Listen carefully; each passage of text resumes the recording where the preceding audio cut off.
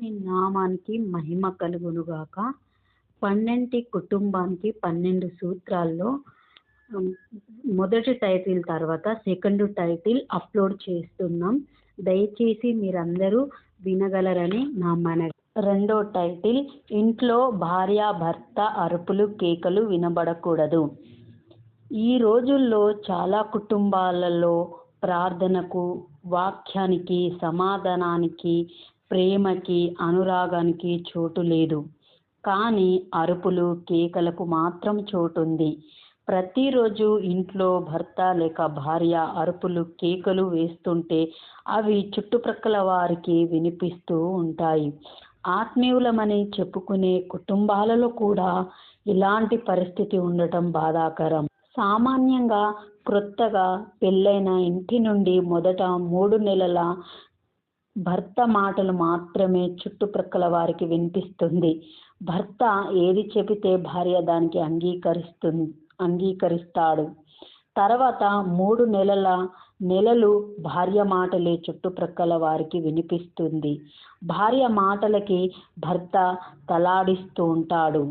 6 నెలల తర్వాత ఇద్దరి అరుపులు చుట్టూ ఉన్నవారికి వినిపిస్తుంది. ఇది ఆత్మీయుల జీవితంలో మంచిది కాదు.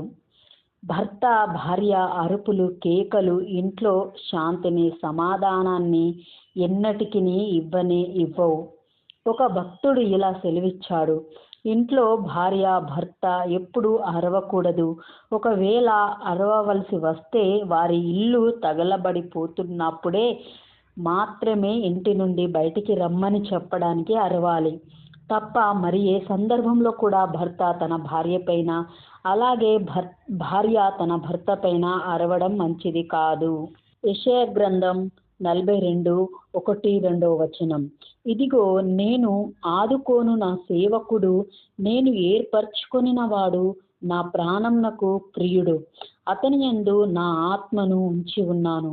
అతడు అన్యజనులకు న్యాయం కనపరచును.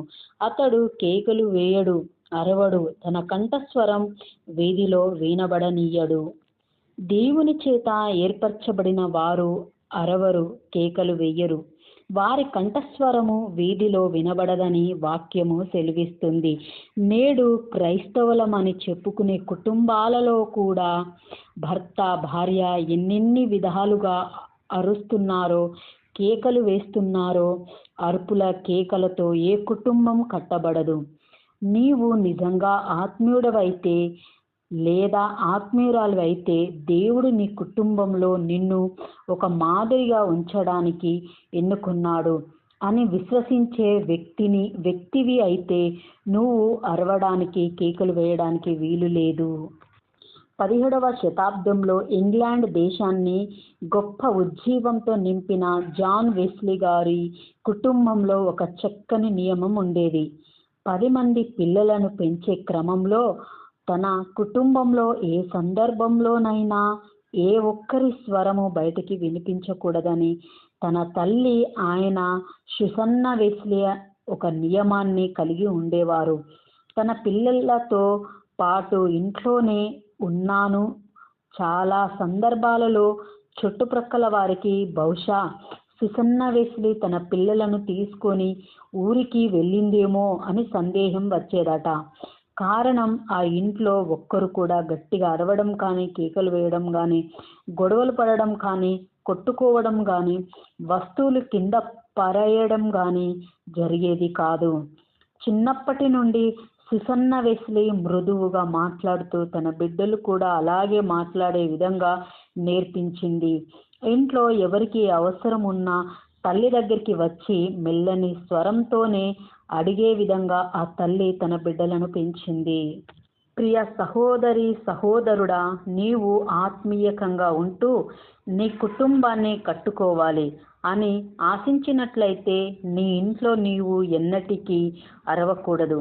సుసన్నా వెస్లీ ఏ విధంగా మృదువైన మాట తీరుతో తన కుటుంబాన్ని ఆత్మీయంగా నిర్మించుకుందో నీవు కూడా మృదువైన మాట తీరు కలిగి నీ కుటుంబాన్ని చక్కని ఆత్మీయ కుటుంబంగా నిర్మించుకుంటే ఎంతో బాగుంటుంది.